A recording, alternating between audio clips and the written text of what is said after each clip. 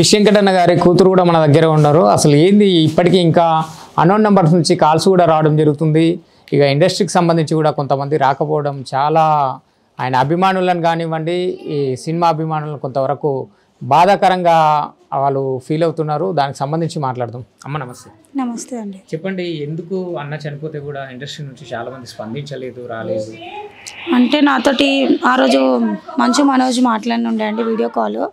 తను బయట ఉన్నాడంట, ఒక 2 days తర్వాత వచ్చి కలుస్తా అని చెప్పిండు. కంపల్సరీ నేను హెల్ప్ చేస్తా, ఏం టెన్షన్ పడకండి అని చెప్పిండు. సోను సూద్ కూడా మాట్లాడినుండే మమ్మీతోటి, తను కూడా చేస్తా అని చెప్పిండు. మాకు ఇండస్ట్రీ నుంచి ఫోన్ వచ్చిందంటే ఇప్పుడు వీళ్ళిద్దరిదే, పెద్దవాళ్ళదంటే, ఇంకెవరిదేం రాలేదండి. అంటే ఇంకా ప్రభాస్ ఇప్పటికీ కూడా ఇంకా అదే కాల్. ఇప్పుడు ఈ రోజు కూడా ప్రజెంట్ కూడా వచ్చింది ఒక కాల్. నేను రికార్డ్ కూడా చేశాను అనమాట, మీకే పంపేసాం మీడియాకి అని చెప్పి. అదే నేనే కాల్ చేసింది అప్పుడు, ఇట్లా 50 lakhs ఇస్తా అన్నాడు, కాకపోతే మీ డాడీ అట్లా ఇట్లా అని చెప్పి అన్ని పిచ్చి పిచ్చిగా మాట్లాడుతున్నాడు. నేను కూడా మాట్లాడినా, నేను కూడా తిట్టినా తనని. నాకు రికార్డ్ ఉంది, మీకు పంపిస్తాం.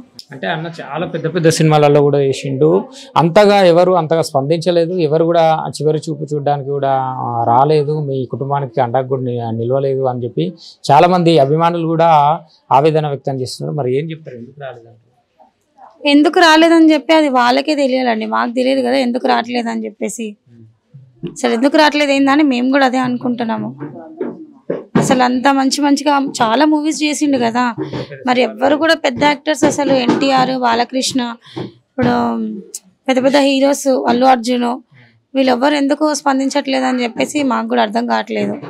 కనీసం ఇప్పటికైనా ఏమైనా హెల్ప్ చేస్తారేమో, కనీసం మా మమ్మీ డాడీ పేరు మీద నన్న మమ్మీ కన్నా చేయండి అని అనుకుంటున్నా అండి. అవునండి, ఇంటిది కూడా అసలు ఆగిపోయింది.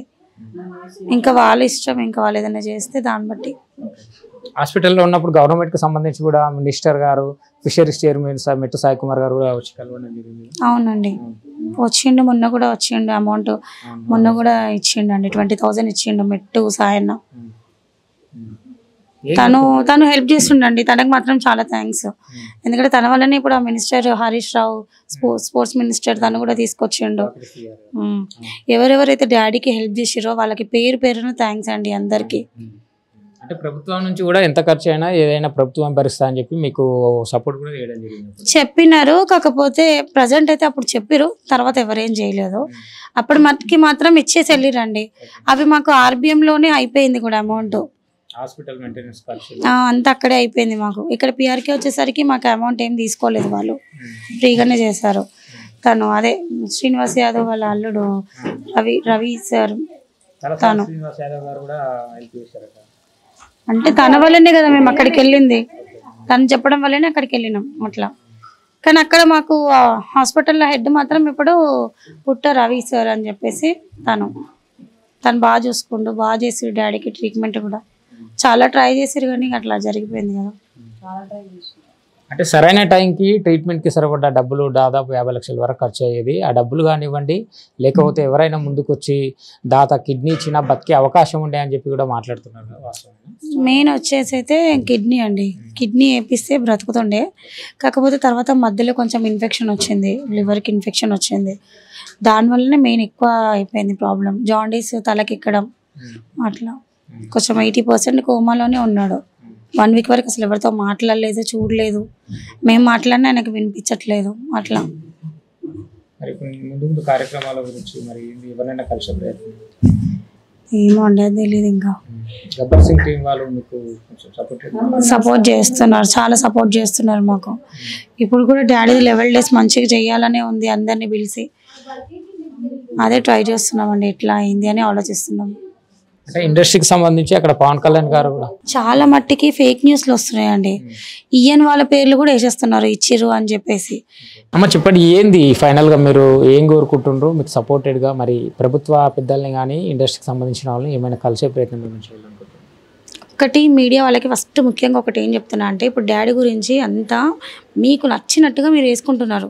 2 భార్యలు, 4 పిల్లలు, అది ఇది అని చెప్పేసి కాదు.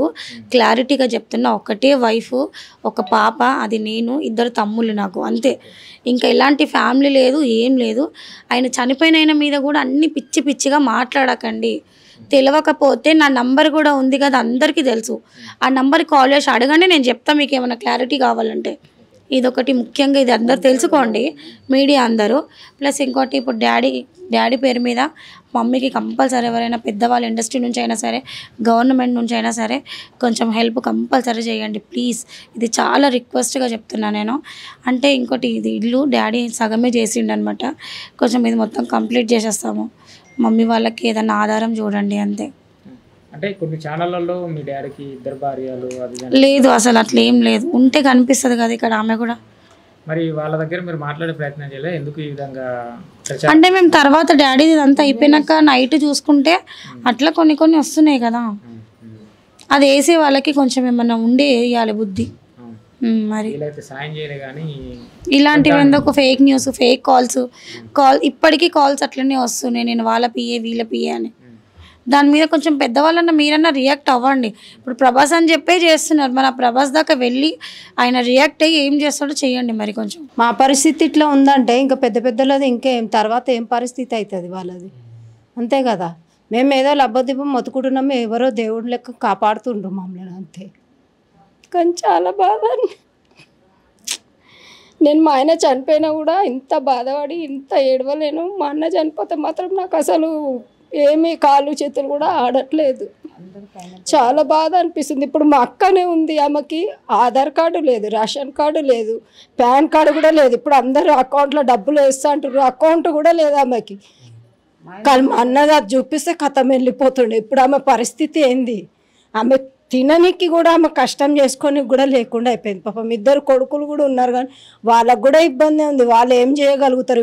ఎంతో అల్లారుముద్దుగా పెరిగిరు వాళ్ళు, ఇప్పుడు ఏం చేస్తారో తెలియదు. వాళ్ళకి ఏం చేయాలో కూడా ఆలోచన వస్తలేదు. అది ఇప్పటికీ వాళ్ళు మా డాడీ ఉండడు అన్నట్టుగానే ఆ ఫీలింగ్లు ఉన్నారు, కానీ చనిపోయిండా అని అనుకుంటలేరు. వాళ్ళకి ఇక మా డాడీ లేడు అన్నట్టు ఫీలింగే లేదు. మా డాడీ ఉండు, ఏదో షూటింగ్కి వెళ్ళిండా ఎక్కడన్నా వెళ్ళిండా అని అనుకుంటారు, కానీ అలా ఆ ఫీలింగ్ అనేది కూడా వస్తలేదు. అంత అల్లరిముద్దుగా పెంచిండు వాళ్ళిద్దరిని అయితే. మరి అదే మరి అది మేము గవర్నమెంట్ని అడుగుతున్నాం, ఫిల్మ్ ఇండస్ట్రీ వాళ్ళని రిక్వెస్ట్గానే అడుగుతున్నాం, మరి వారు ఏమన్నా సాయం చెయ్యండి అని. ఇల్లు కట్టియడమో లేకుంటే మా అక్క పిల్లల గురించి ఏదైనా సాయం చేయడమో చేస్తే కొంచెం ఎంతో రుణపడి ఉంటాం మేము అందరం మా అన్న తరఫు నుంచి.